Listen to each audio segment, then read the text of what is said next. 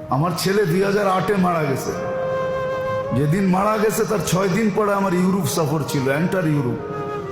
তো আমার ভিসার জন্য আমি জার্মানি এমবেসিতে গেছি। তো আমার লঙ্গি পড়া, কেন ছেলে মারা গেছে 6-7 বছর, যাকে নিয়ে চিকিৎসা করছি জানেন তো আপনারা।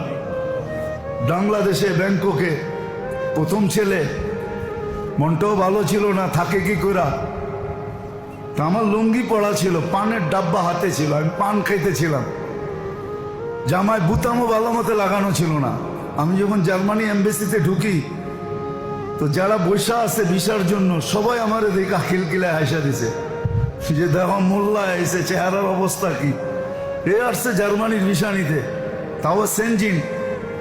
তা আমি কাউন্টারে যখন দাঁড়াইছি তো মহিলার অনেক গয়না পড়া ছিল, যে আমার ইন্টারভিউ নিতেছে, অধিকাংশ গয়না কালো।